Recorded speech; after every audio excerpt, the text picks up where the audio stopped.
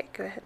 Okay, so now that you've had a few minutes to write down your thoughts and get them organized, let's go ahead and talk about this. And remember that I'm not looking for a specific answer. I just kind of want to know your opinions. There's no right or wrong. We're just going to have a discussion about this. So we'll start with the first question. Why do you think that people do things to others that are considered wrong? I know a lot of times people do stuff like to fit in with the crowd, almost like peer pressure, I guess. Yeah. I said satisfaction. I don't know why I went like really bad and thought like people killing other people just because you have those people that want to get their revenge even though it's wrong. They do it to satisfy what they want to do. And then relating to the video, I said because they're told to, like the authority and how he said that he was going to take responsibility instead of the one who was given the shocks. So, like I said in relation to the video, I think it's when people tell you to do stuff and it sounds kind of not promising, but like you're not going to be the one to get in trouble for it. That's a really good point because I hadn't thought about being malicious before. I guess I was just thinking from the video standpoint, someone telling you what to do. But Ashlyn, you brought up a really good point about wanting to get revenge and things like that. So that's a really good point. What role does authority play in affecting behavior, you think? We saw this a lot in the video. I think it plays a huge role. Like we saw him, he didn't actually want to do that, but he just was continually encouraged to do so. Like she said, it made him feel better, or not necessarily feel better, but he continued because he wasn't going to be blamed for it if the man did pass away from it.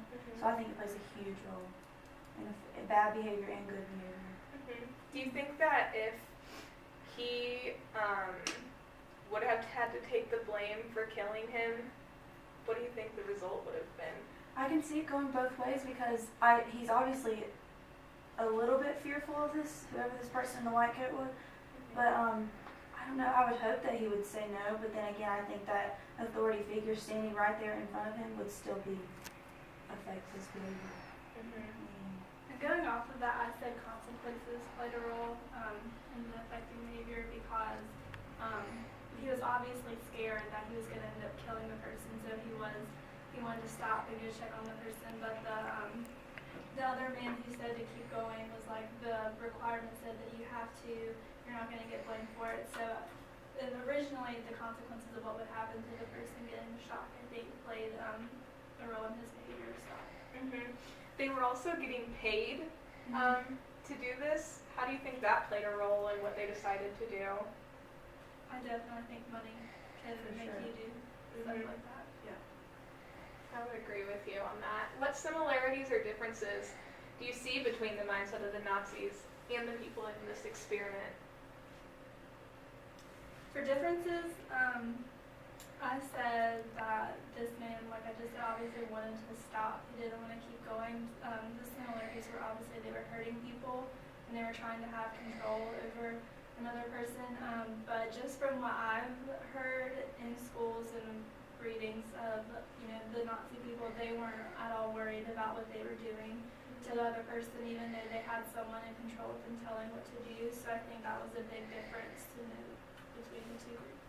Yeah. Okay, so I just want to clarify with you. You said that the people in this experiment didn't seem like they wanted to hurt the other person, but you think that the Nazis had that mentality that they did. Yeah, okay. Like this person, like the one who was right there in the video, he obviously didn't want to at some point. He wanted to stop, but the person was like, no, keep going. I feel like his conscience was much more involved than what I can imagine of the Nazis. Yeah.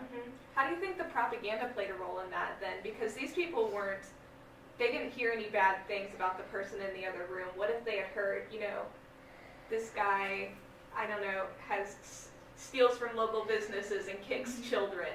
I mean, how would that change how they reacted? Because we saw some of the propaganda. Do you think that played a role in that, and how would things have turned out differently if maybe he had been told that the other person did all those bad things? Do you think that would have changed his behavior? Yeah, I think propaganda can be convincing. I mean, as long as, if it's a person or if it's a poster, a movie, if you make it to where it seems realistic, then people are going to believe it. So, I'm sure if I was in his spot and I was told the person on the other side was like just a really bad person, I wouldn't care if they were getting shot.